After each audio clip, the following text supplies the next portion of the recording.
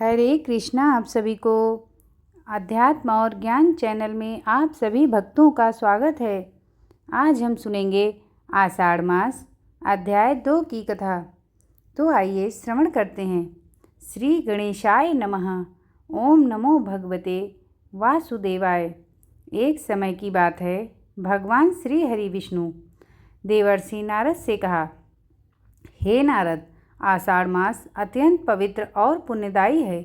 इस मास में जो मनुष्य श्रद्धा और भक्ति से स्नान दान जप तप और भगवान का स्मरण करता है, उसके अनेक जन्मों के पाप नष्ट हो जाते हैं।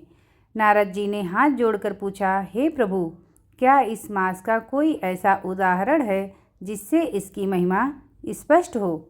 भगवान विष्णु बोले, हे नारद, मैं तुम्हें एक सच्ची और प्रेरणादायक कथा सुनाता हूँ। बहुत समय पहले एक नगर में धर्मदास नाम का एक व्यापारी रहता था। वह बहुत धनी था, लेकिन उसे अपने धन का बड़ा अभिमान था। वह कभी किसी गरीब की सहायता नहीं करता था, ना ही भगवान की पूजा करता था। उसे केवल धन कमाने की चिंता रहती थी। उसी नगर में एक वृद्ध ब्राह्मण रहता था। वह प्रतिदिन भगवान का भजन करता और लोगों को धर्म का उपदेश देता था। एक दिन आषाढ़ मास प्रारंभ हुआ।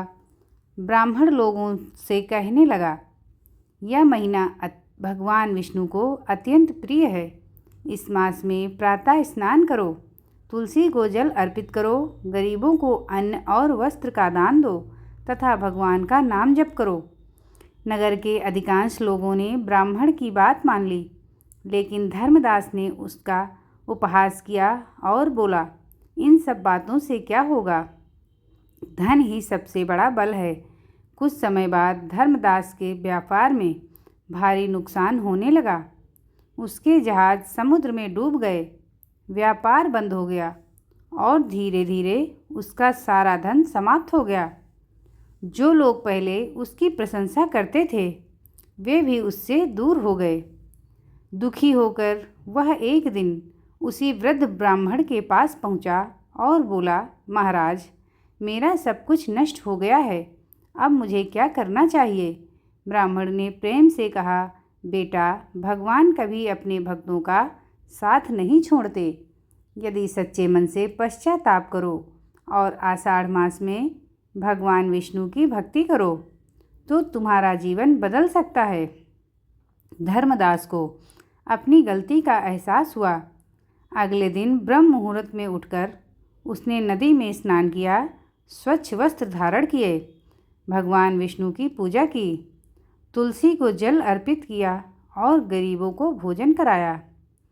उसने निश्चय किया कि अब वह कभी किसी का अपमान नहीं करेगा और अपनी कमाई का एक भाग दान करेगा। दिन बीतते गए। धर्मदास का मन पहले से शांत और प्रसन्न रहने लगा। धीरे धीरे उसके व्यापार में भी सुधार होने लगा।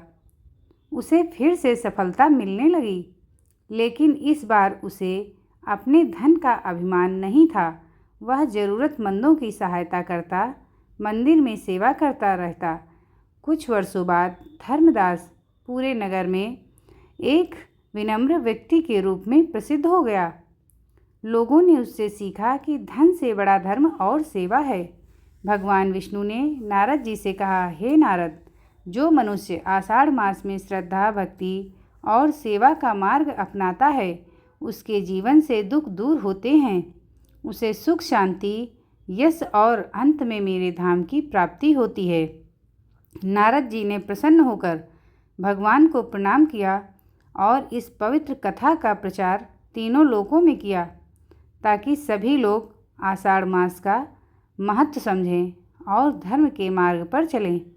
आषाढ़ मास भगवान विष्णु को अत्यंत प्रिय है। इस मास में स्नान, दान, जप तप और भगवान का स्मरण विशेष फलदायी माना गया है। धन का अहंकार मनुष्य का पतन करता है, जबकि विनम्रता और सेवा उसे महान बनाती है। सच्चे मन से किया गया पश्चाताप और भक्ति जीवन को बदल सकते हैं। जो व्यक्ति इस मास में श्रद्धापूर्वक धर्म कर्म करता है, उसे भगवान की कृपा, सुख शांति और पुण्य की प्राप्ति होती है। इति आषाढ़ मासे द्वितीय अध्याय समाप्त। धन्यवाद।